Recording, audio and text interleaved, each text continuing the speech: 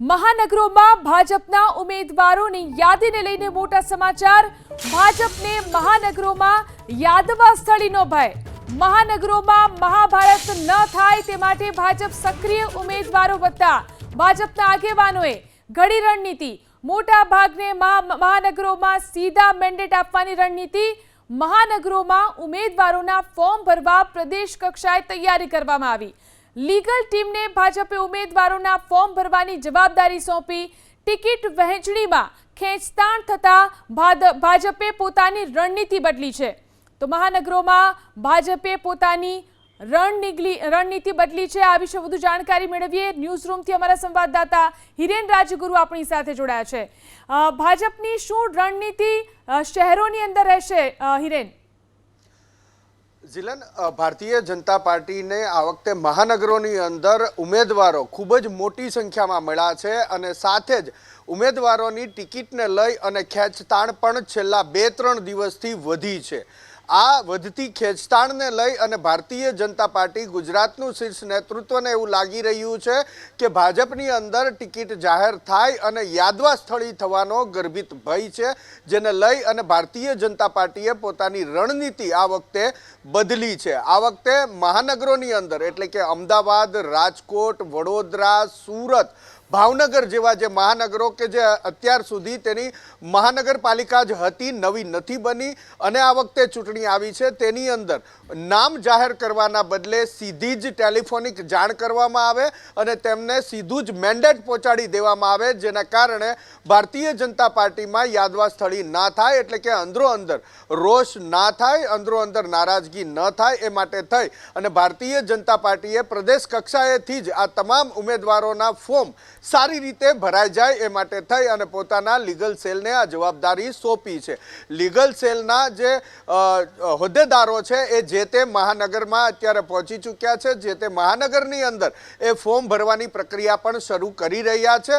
જેવું નામ જાહેર થશે અને એ નામનું મેન્ડેટ પ્રદેશ કક્ષાએથી પહોંચી જશે એટલે માત્ર નામ અને મેન્ડેટ અને બાકીની જે સંલગ્ન સોગંદનામું છે એ તમામ પ્રકારની પ્રક્રિયા શરૂ કરી દેવામાં આવશે। મોટાભાગની પ્રક્રિયા અત્યારે પૂરી કરી દેવામાં આવી છે। સૌથી મહત્વના વાત એ છે કે મહાનગરોની અંદર જે હાલ મહાનગરપાલિકા છે અને જેની ટર્મ પૂરી થતાં ચૂંટણી આવી છે, ત્યાં ઉમેદવારો ખૂબ જ મોટી સંખ્યામાં આવ્યા છે અને એટલા માટે જ આ વખતે યાદવા સ્થળી થવાનો ભય ભારતીય જનતા પાર્ટીના શીર્ષ નેતૃત્વને લાગી રહ્યો છે। આવું કંઈ જ ન થાય એ માટે થઈ અને પ્રદેશ કક્ષાએથી નેતૃત્વ સક્રિય થયું છે અને સારી રીતે ફોર્મ ભરાઈ જાય એ માટેની ચિંતા કરી છે અને એની જવાબદારી પણ લીગલ સેલને આપી છે। મહાનગરની અંદર મહાભારત ન થાય એની પૂરી કાળજી આ વખતે શીર્ષ નેતૃત્વ રાખી રહ્યું છે અને એટલે જ મહાનગરો એટલે કે શહેરના ભારતીય જનતા પાર્ટીના અધ્યક્ષને કાર્યાલય ન છોડવાની સૂચના આપી છે। કોણે કેવા પ્રકારની કામગીરી કરવી, ડેમેજ કંટ્રોલ અત્યારથી જ કરી લેવું એ પ્રકારની પ્રક્રિયા પણ ગત રાત્રિથી જીલન શરૂ કરી દેવામાં આવી છે। જ્યાં એવું લાગી રહ્યું છે કે આ વોર્ડની અંદર આ ટિકિટ કપાતા ત્યાં રોષ સામે આવે છે, તો એ રોષ સામે ન આવે એ માટે થઈ અને ડેમેજ કંટ્રોલની પણ અત્યારથી પ્રક્રિયા શરૂ કરી દીધી છે। જીલન, રાજકોટમાં ભાજપ કોંગ્રેસના ચર્ચાસ્પદ ચહેરાઓની ટિકિટને લઈને મોટા સમાચાર। રાજકોટમાં વોર્ડ નંબર 7 માંથી ભાજપ નેહલ શુક્લને કરી શકે છે રિપીટ। રાજકોટમાં વોર્ડ નંબર 7 માં વિનુભાઈ ગવાની કપાઈ શકે છે ટિકિટ। વિનુભાઈ ગવાના પરિવારના સભ્ય કે પુત્રને ટિકિટ મળી શકે। પૂર્વ મેયર નૈનાબેન પેઢડિયાની ભાજપ ટિકિટ કાપી શકે છે। પૂર્વ સ્ટેન્ડિંગ કમિટીના ચેરમેન જયમીન ઠાકર થઈ શકે છે રિપીટ। તો કોંગ્રેસ વોર્ડ નંબર 15 માંથી વશરામ સાગઠિયાને રિપીટ કરશે તે નક્કી માનવામાં આવી રહ્યું છે।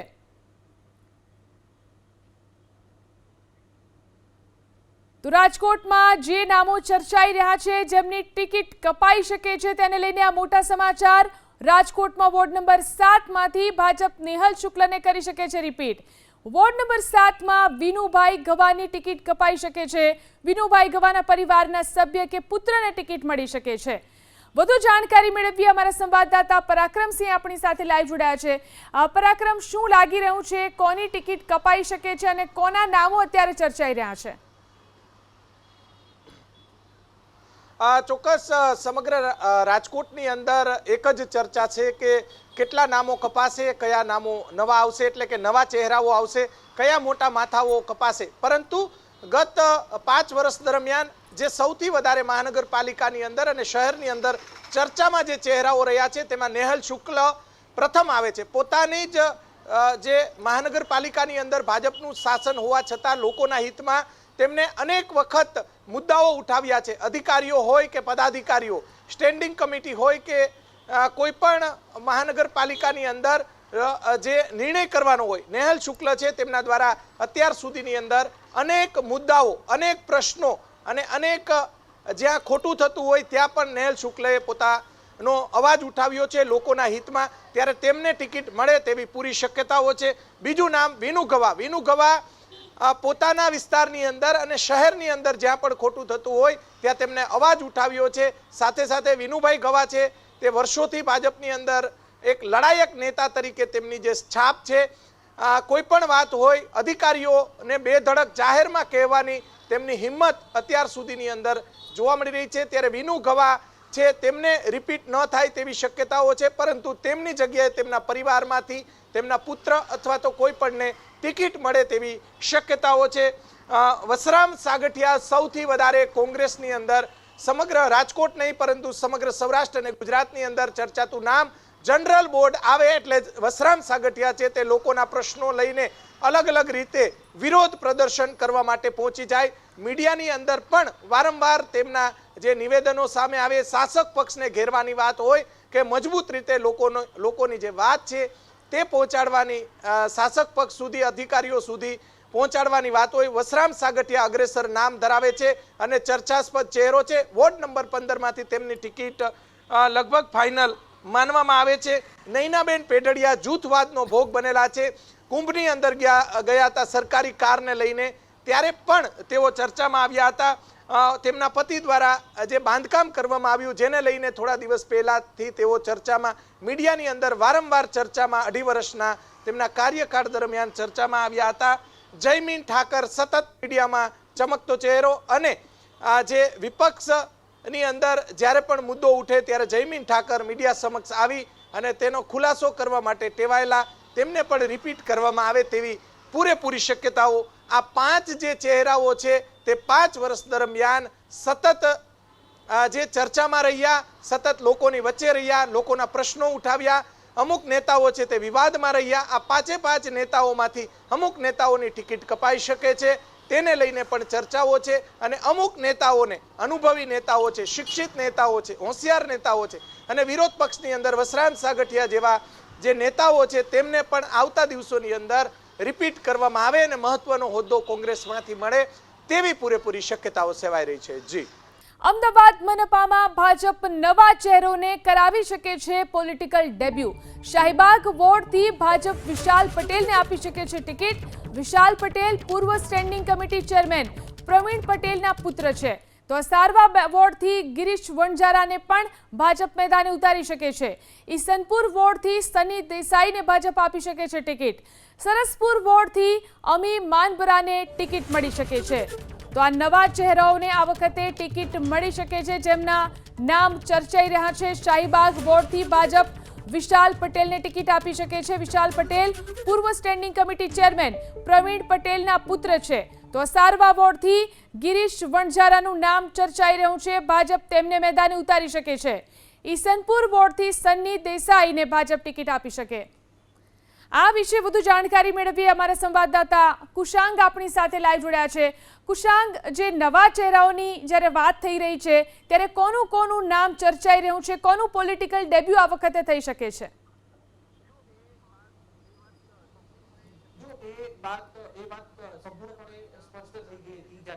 ભારતીય જનતા પાર્ટીના રાષ્ટ્રીય અધ્યક્ષ તરીકે નીતિન નવીનનું નામ જાહેર કરવામાં આવ્યું હતું ને તે બાદ સમગ્ર દેશમાં એક સંદેશો ગયો હતો કે હવે પછીની ચૂંટણીઓમાં યુવા પેઢી છે ભારતીય જનતા પાર્ટીની, તેને પ્રાધાન્ય આપવામાં આવશે. અમદાવાદ મહાનગરપાલિકાની સેન્સ પ્રક્રિયા પૂર્ણ થઈ ત્યારે પણ કેટલાક યુવા ચહેરાઓ છે તે આ સેન્સ પ્રક્રિયામાં પ્રથમ વખત જોવા મળ્યા હતા, જેઓ અત્યાર સુધી સંગઠનમાં જોડાયેલા હતા. અમદાવાદ મહાનગરપાલિકાની વાત કરીએ તો રોટેશન, તેની સાથે 60 વર્ષથી ઉપરના અનેક કોર્પોરેટરો છે તે કપાઈ શકે તેમ છે અને તેની સાથે ભારતીય જનતા પાર્ટીએ જે નિર્ણય કર્યો છે કે વોર્ડમાં આયાતી ઉમેદવારોને સ્થાન ન આપવું, જેના કારણે વિવાદ ખાળી શકાય. આવા સંજોગોમાં 4 સૌથી ચર્ચાસ્પદ નામો જે ઉભરીને સામે આવે છે. સૌથી પહેલું નામ છે પૂર્વ સ્ટેન્ડિંગ કમિટી ચેરમેન પ્રવીણભાઈ પટેલના પુત્ર વિશાલ પટેલનું, જેઓ શાહીબાગ વોર્ડમાંથી પોતાની દાવેદારી કરી ચૂક્યા છે. પ્રવીણભાઈ પટેલની વાત કરવામાં આવે તો 2 ટર્મ તેઓ સ્ટેન્ડિંગ કમિટી ચેરમેન રહી ચૂક્યા હતા અને ગત ટર્મમાં તેમને ટિકિટ આપવામાં ન આવી હતી, જેના કારણે પક્ષ છે તે પ્રવીણ પટેલના પુત્ર વિશાલ પટેલ ઉપર પસંદગીનો કળશ છોડી શકે છે, જેથી કરીને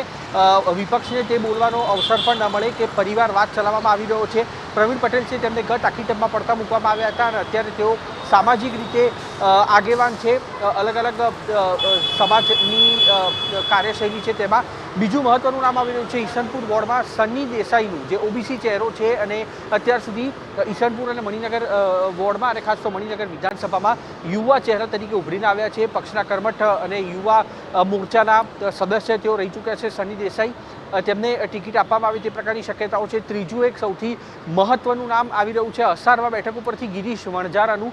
ગિરીશ વણઝારા એ વ્યક્તિ છે જે પક્ષના કાર્યકર્તા છે અને અસારવા બેઠક ઉપર અત્યાર સુધી જે પણ ધારાસભ્યો લડ્યા, તે ચાહે પૂર્વ મંત્રી પ્રદીપ પરમાર હોય કે અત્યારના વર્તમાન મંત્રી દર્શનાબેન વાઘેલા હોય, તમામની સાથે રહીને ચાલ્યા છે ગિરીશ વણઝારા. એટલું જ નહીં, અમદાવાદમાં જ્યારે સિવિલ હોસ્પિટલ પરિસરમાં પ્લેન ક્રેશની ઘટના બની હતી તે વખતે ગિરીશ વણઝારાએ સિવિલ હોસ્પિટલ અને પ્રશાસનની વચ્ચે કડી બની અને મહત્વની કામગીરીઓ પણ સુપેરે નિભાવી હતી અને દિવસ રાત તેઓ એક કરી અને સિવિલ હોસ્પિટલમાં ઊભા રહેલા જોવા મળ્યા હતા. ચોથું નામ જે આવી રહ્યું છે તે મહિલા આગેવાનનું આવી રહ્યું છે સરસપુર રખિયાલ વોર્ડ ઉપરથી અને તે નામ છે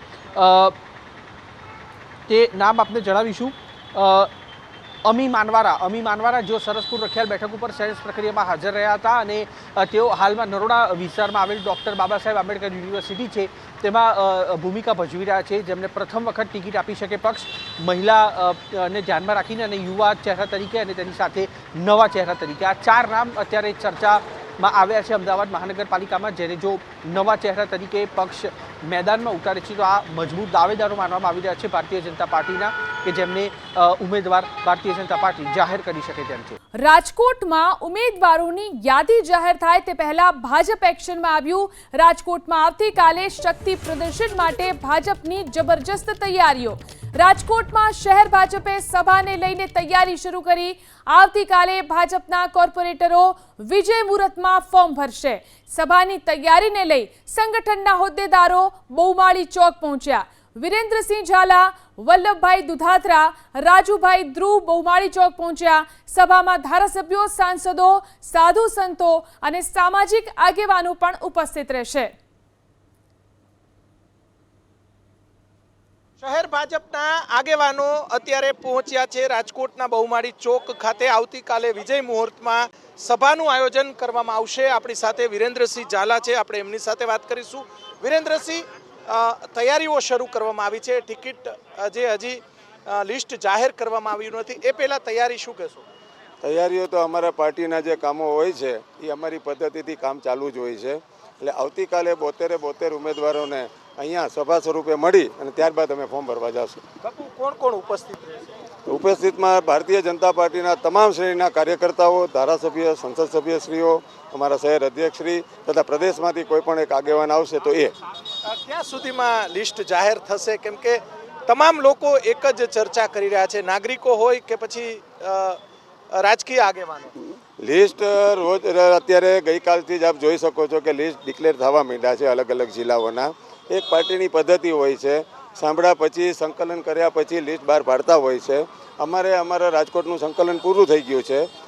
ક્રમ વાઇઝ બધા લિસ્ટ બહાર પડતા જાય છે. રાજકોટનો ક્રમ આવશે ત્યારે રાજકોટનું લિસ્ટ પણ બહાર પડી જશે. આજે સાંજ સુધીમાં બની શકે.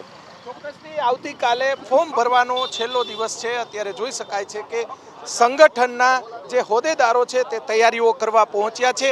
આવતીકાલે વિજય મુહૂર્તમાં ભાજપ 72 ઉમેદવારો છે તેનું ફોર્મ ભરશે. એ પહેલા જોઈ શકાય છે કે આગેવાનો અહીંયા પહોંચ્યા છે. વિજયભાઈ, શું કહેશો, કેવી તૈયારી છે? બસ જો, આ આપણે દર વખતે પરંપરા છે આપણે સ્ટેજ નાખવાની. સરદાર પટેલના સ્ટેચ્યુને આપણે ફૂલમાળા કરી અને આપણે કાર્યકર્તાઓ બધા ભેગા થશે. બધા વોર્ડમાંથી 8:30 વાગ્યાથી નીકળી 9:30 વાગ્યા સુધીમાં અહીંયા બધા ઉમેદવારો આવી જશે. ચોક્કસથી તૈયારીઓ અત્યારે શરૂ કરવામાં આવી છે. દ્રશ્યો આપણે બતાવશું રાજકોટના જે બહુમાળી ચોક ખાતે. આવતીકાલે સાધુ સંતો ઉપરાંત સંગઠનના હોદ્દેદારો. ગાંધીનગરમાં ભાજપે ઉમેદવારોની યાદી જાહેર કરી છે. જિલ્લા અને તાલુકા પંચાયત માટે ગાંધીનગરમાં ભાજપે ઉમેદવારોની યાદી જાહેર કરી. કલોલ તાલુકા પંચાયતના 22 ઉમેદવારો ભાજપે જાહેર કર્યા, તો માણસા તાલુકા પંચાયતના 26 ઉમેદવારો ભાજપે જાહેર કર્યા છે. ગાંધીનગર જિલ્લા અને તાલુકા પંચાયતમાં ભાજપે ઉમેદવારોની જાહેરાત કરી. દહેગામ તાલુકા પંચાયતના 28 ઉમેદવારો ભાજપે જાહેર કર્યા. કલોલ નગરપાલિકાના ઉમેદવાર ભાજપે જાહેર કર્યા અને દહેગામ નગરપાલિકાના ઉમેદવારો પણ ભાજપે જાહેર કર્યા છે. તો ગાંધીનગર જિલ્લાની અંદર તાલુકા પંચાયતના ઉમેદવાર ભાજપે જાહેર કર્યા. ગાંધીનગર જિલ્લા પંચાયતની 27 બેઠકોના ઉમેદવાર ભાજપે જાહેર કર્યા. કલોલ તાલુકા પંચાયતના 22 ઉમેદવારો પણ ભાજપે જાહેર કર્યા છે. તો માણસા તાલુકા પંચાયતમાં પણ 26 ઉમેદવારો ભાજપે જાહેર કર્યા. દહેગામ તાલુકા પંચાયતના 28 ઉમેદવારો પણ ભાજપે જાહેર કર્યા. કલોલ નગરપાલિકાના ઉમેદવારની પણ ભાજપે જાહેરાત કરી. તો દહેગામ નગરપાલિકાના ઉમેદવારોની પણ ભાજપે જાહેરાત કરી છે. પાટણ નગરપાલિકામાં દિગ્ગજોની ટિકિટ કપાઈ છે.